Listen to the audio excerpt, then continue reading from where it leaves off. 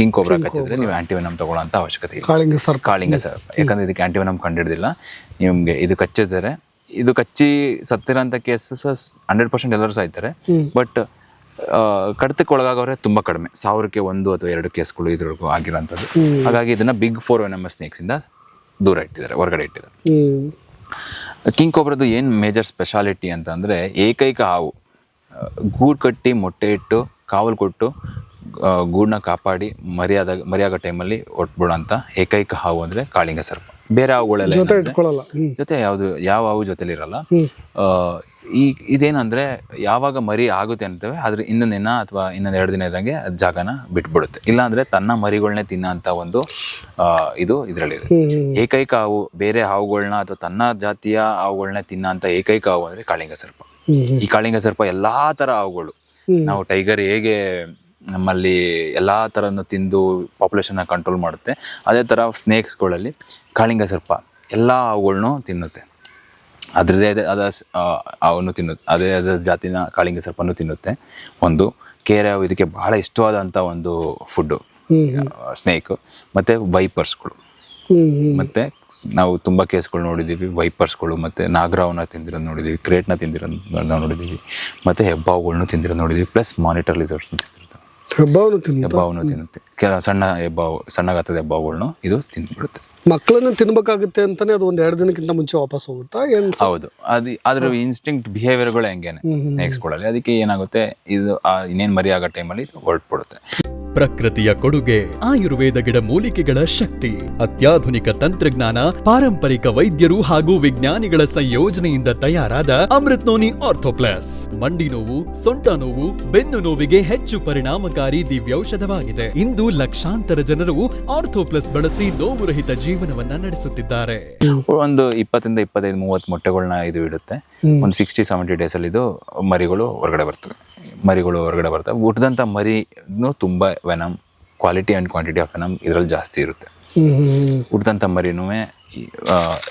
ಮರಿನೂ ಎಲ್ಲದೂ ಉಳಿಯುತ್ತೆ ಅಂತ ಹೇಳಲಿಕ್ಕಾಗಲ್ಲ. ಈಗ 30-40 ಮರಿ ಮೊಟ್ಟೆ ಇಟ್ಟು ಮರಿ ಆದರೆ ಅದರಲ್ಲಿ 1-2 ಸರ್ವೈವ್ ಆಗೋಂಥದ್ದು ಹೆಚ್ಚು. ಅದು ಕೆಲವೊಂದ್ಸಲಿ 1-2 ಆಗದೇ ಇರೋಂಥದ್ದು ಉದಾಹರಣೆಗಳಿದ್ದಾವೆ. ಇದು ಭಾಳ ಇಂಪಾರ್ಟೆಂಟ್. ಈ ಹಾವುಗಳು, ಈ ಕೇರೆ ಹಾವನ್ನು ಹಿಡಿಬೇಕಾದ್ರೆ ಅದ್ರದ್ದು ಸ್ಟ್ರಾಟಜಿಸ್ನೇ ಬೇರೆ ಇರುತ್ತೆ. ಕಾಳಿಂಗ ಸರ್ಪಗಳು, ಈ ವೆನಮಸ್ ಸ್ನೇಕ್ಸ್ಗಳು ಅಂದರೆ ವಿಷಪೂರಿತ ಹಾವುಗಳನ್ನ ಹಿಡಿಬೇಕಾದ್ರೆ ಬೇರೆ ಥರ ಸ್ಟ್ರಾಟಜಿಸ್ಗಳಿರುತ್ತೆ. ಈ ಕೇರೆ ಹಾವು ಆದ್ರೆ ಏನು ಮಾಡುತ್ತೆ, ಇದು ಕಾದು ಏನು ಮಾಡುತ್ತೆ, ಕೇರೆ ಹಾವು ಬರ್ಬೇಕಾದ್ರೆ ಏನು ಮಾಡುತ್ತೆ, ಹಿಡಿದ್ಬಿಡುತ್ತೆ. ಹೊಟ್ಟೆ ಹತ್ರ ಪಂಚರ್ ಮಾಡೋದು, ವೆನಮ್ನ ಇಂಜೆಕ್ಟ್ ಮಾಡಿ ಮಾಡಿ ಮಾಡಿ ಮಾಡಿ ಅದನ್ನು ನ್ಯೂರಲೈಸ್ ಮಾಡಿ ಪ್ಯಾರಲೈಸಿಸ್ ಮಾಡಿ ನೆಕ್ಸ್ಟ್ ಅದನ್ನು ಸತ್ತ ಮೇಲೆ ಇದು ತಿನ್ನಕ್ಕೆ ಸ್ಟಾರ್ಟ್ ಮಾಡುತ್ತೆ. ಇನ್ನೊಂದು ಕೋಬ್ರಾ ಅಥವಾ ವಿಷಪೂರಿತ ಹಾವುಗಳು, ಕೋಬ್ರಾ ಅಥವಾ ಕ್ರೇಟ್ ಅಥವಾ ಕೊಳಕ್ ಮಂಡಲನ ಹಿಡಿಬೇಕಾದ್ರೆ ಏನು ಮಾಡ್ತವೆ, ಇಲ್ಲಿ ಹಿಡಿಯುತ್ತೆ ಕತ್ತತ್ರ. ಯಾಕಂದರೆ ಆ ಹಾವೇನಾರ ಉಲ್ಟಾ ತಿರುಗಿ ಇದಕ್ಕೆ ಹಚ್ಚಿದ್ರು ಇದಕ್ಕೂ ವೆನಮ್ ಇಂಜೆಕ್ಟ್ ಆಗೋಂಥ ಚಾನ್ಸಸ್ ಜಾಸ್ತಿ ಇರುತ್ತೆ, ಇದು ಸಾಯೋಂಥ ಚಾನ್ಸಸ್ ಜಾಸ್ತಿ. ಅದಕ್ಕೆ ಏನು ಮಾಡುತ್ತೆ, ಆ ರಿಸ್ಕ್ ತೊಗೊಳಲ್ಲ. ಇವೆಲ್ಲ ಇನ್ಸ್ಟಿಂಕ್ಟಾಗಿ ಬಂದುಬಿಟ್ಟಿರುತ್ತೆ.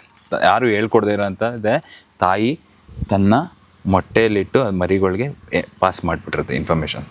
ಯಾರನ್ನ ತಿನ್ನಬೇಕು, ಯಾರನ್ನ ತಿನ್ನಬಾರ್ದು, ಯಾವ್ಯಾವ ಕಡೆ ಹೋಗಬೇಕು, ಯಾವ ಕಡೆ ಹೋಗ್ಬಾರ್ದು, ಇವನ್ನೆಲ್ಲ ಜೆನೆಟಿಕಲಿ ಏನು ಮಾಡುತ್ತೆ, ಎಗ್ಗಲ್ಲಿ ಪಾಸ್ ಮಾಡಿಬಿಡುತ್ತೆ. ಇದಿಷ್ಟು ಕಿಂಗ್ ಕೋಬ್ರಾದಲ್ಲಿ ಆಗೋಂಥ ಒಂದು ಇದು.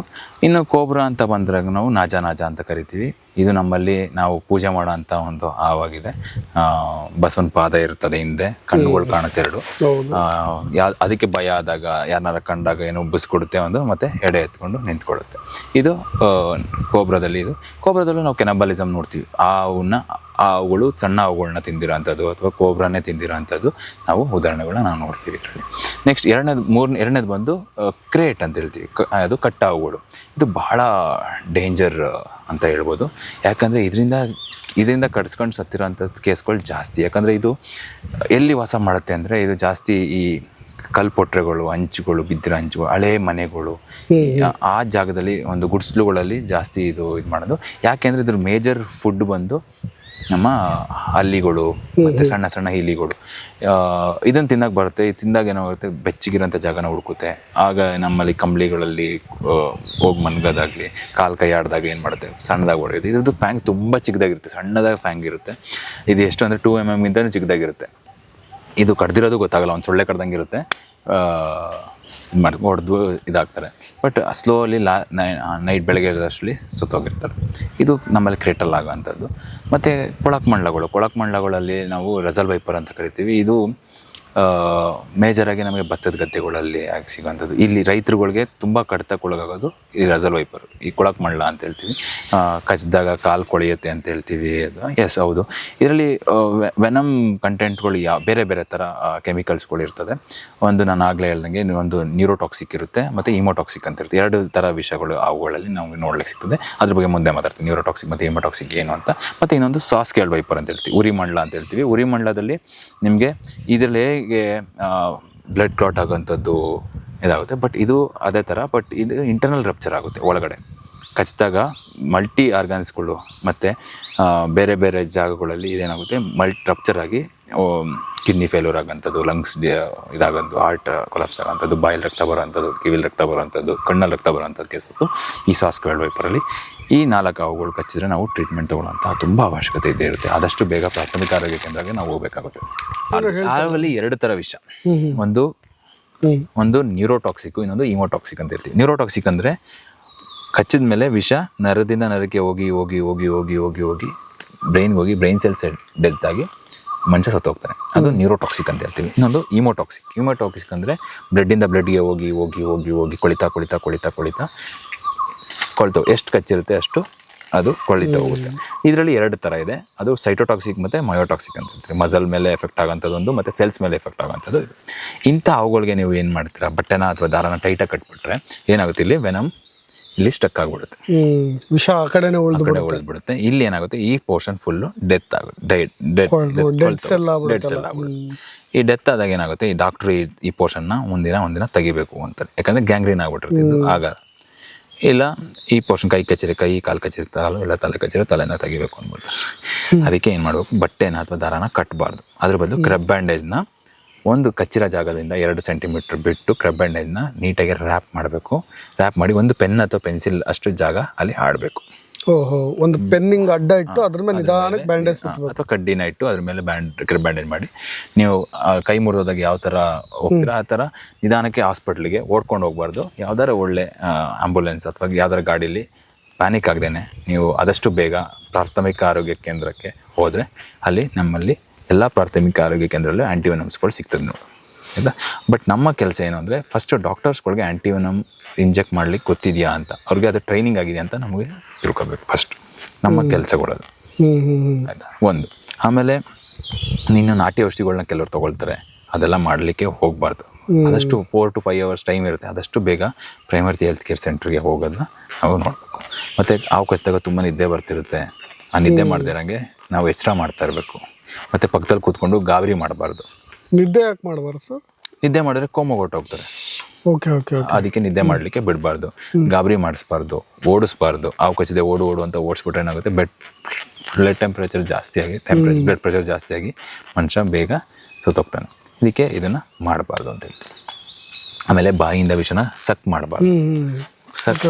ಯಾಕಂದರೆ ವಿಷನ ನಾವು ಕುಡಿಯೋದು ಡೈಜೆಸ್ಟ್ ಆಗುತ್ತೆ, ಬಟ್ ನಿಮ್ಗೊಂದು ಗೊತ್ತಿರಬೇಕು, ನಿಮ್ಮ ಬಾಯಲ್ಲಿ ಅಥವಾ ನಿಮ್ಮ ಗಂಟ್ಲಲ್ಲಿ ಅಥವಾ ಹೊಟ್ಟೆಯಲ್ಲಿ ಅಥವಾ ಏನೆಲ್ಲ ಪಾರ್ಟಲ್ಲಿ ಎಲ್ಲೂ ನಿಮಗೆ ಡ್ಯಾಮೇಜ್ ಇರಬಾರ್ದು ಅಥವಾ ಹುಣ್ಣುಗಳಿರಬಾರ್ದು. ಗಾಯಗಳಿದ್ರೆ ಸರ್, ಗಾಯಗಳಿದ್ರೆ ಅದೇನಾಗುತ್ತೆ, ಅಲ್ಲೇ ರಿಯಾಕ್ಷನ್ ಆಗುತ್ತೆ. ಮತ್ತೆ ಯಾರು ಸಕ್ ಮಾಡಿರ್ತಾರೋ ಅವರಿಗೆ ಹುಣ್ಣುಗಳು ಇರಬಾರ್ದು. ಇದನ್ನ ನಾವು ಮಾಡಬಾರ್ದು. ಇವೆಲ್ಲ ಬ್ಯಾಡ್ ಪ್ರಾಕ್ಟೀಸ್. ಇದ್ರ ಬದಲು ಆದಷ್ಟು ಬೇಗ ಪ್ರೈಮರಿ ಹೆಲ್ತ್ ಕೇರ್ ಸೆಂಟರ್ಗೆ ನಾವು ಹೋದರೆ ನಮಗೆ ಉಳಿಯೋ ಚಾನ್ಸಸ್ ಜಾಸ್ತಿ ಇರುತ್ತೆ. 4 to 5 hours ನಮಗೆ ಟೈಮ್ ಇರುತ್ತೆ. ಬಟ್ ಕಿಂಗ್ ಕೋಬ್ರಾ ಕಚ್ಚಿದ್ರೆ ನೀವು ತಲೆ ಕೆಡ್ಸ್ಕೊಳಕ್ಕೆ ಹೋಗ್ಬಾರ್ದು, ಯಾಕಂದರೆ ನಮ್ಮ ಕಿಂಗ್ ಕೋಬ್ರಾಗಳಿಗೆ ಇದು ಆ್ಯಂಟಿವೆನಮ್ ಕಂಡಿಡಿಯೋಕ್ಕೆ ಆಗಿಲ್ಲ. ಬಟ್ ಈಸಿ ಪಳಗ್ಸೋದು ಈಸಿ ಅಂತಾನೆ, ಏನು ತುಂಬ ಜನ ಕಿಂಗ್ ಕೋಬ್ರಾನೇ ಹಿಡಿಯೋರನ್ನ ನೋಡ್ತೀವಿ ಜಾಸ್ತಿ. ಕಿಂಗ್ ಕೋಬ್ರಾ ಏನಂದರೆ ಹ್ಯಾಂಡ್ಲಿಂಗ್ ಈಸಿ, ತುಂಬ ದೊಡ್ಡ ಸ್ನೇಕು, ತುಂಬ ಸಾಧು. ಇದು ಸಾಧುನ ಬೇರೆ ಹಾವುಗಳಿಗೆ ಕಂಪೇರ್ ಮಾಡಿದ್ರೆ, ಕೊಳಕ್ಮಂಡಲಗಳು ಅಥವಾ ಕ್ರೇಟ್ಗೆ ಇದು ಮಾಡಿದ್ರೆ ಇವೆಲ್ಲ ಚಿಕ್ಕದಾಗಿರುತ್ತೆ. ಹಿಡಿಯಕ್ಕೆ ಹೋದಾಗ ಚಾನ್ಸಸ್ ಜಾಸ್ತಿ ಅಪ್ರೋಚ್. ಕಿಂಗ್ ಕೋಬ್ರಾ ಏನಂದರೆ ಎದುರಿಸುತ್ತೆ ಅಷ್ಟೇ, ಫುಡ್ ಎತ್ಕೊಂಬಂದು ಒಂದು 3 ಅಡಿ 4 ಅಡಿ ನಿಲ್ಲುತ್ತೆ, ಬಟ್ ತುಂಬ ಸಾಧು ಆಗಿರುತ್ತೆ. ಅದನ್ನ ಹ್ಯಾಂಡ್ಲಿಂಗ್ ಮಾಡೋಕ್ಕೆ ಈಸಿ ಆಗುತ್ತೆ, ತುಂಬ ದೂರದಲ್ಲೇ ಇರುತ್ತೆ, ಬಾಲ ಸಿಕ್ಕರೆ ಸಾಕು ಹ್ಯಾಂಡ್ಲಿಂಗ್ ಮಾಡ್ಬೋದು ಅಷ್ಟೇ. ಬಟ್ ಇದರಿಂದ ಕಚ್ಚಿರೋಂಥ ರೇಟ್ಗಳು ತುಂಬ ಕಡಿಮೆ ಹಾವುಗಳಿಂದ ಈ ಕಿಂಗ್ ಕೋಬ್ರಾ. ಯಾಕಂದರೆ ಇದು ನಮ್ಮ ಪ್ರದೇಶದಲ್ಲಿ ನಾವು ಮನುಷ್ಯರು ವಾಸ ಮಾಡೋಂಥ ಜಾಗಗಳಲ್ಲಿ ವಾಸ ಮಾಡಲ್ಲ. ಒಂದು ನಿತ್ಯ ಹರಿದ್ವರ್ಣ ಕಾಡುಗಳು, ಅರೆ ನಿತ್ಯ ಹರಿದ್ವರ್ಣ ಕಾಡುಗಳು, ಬಿದಿರು ಕಾಡುಗಳಲ್ಲಿ ನಮಗೆ ನೋಡ್ಲಿಕ್ಕೆ ಸಿಗ್ತದೆ.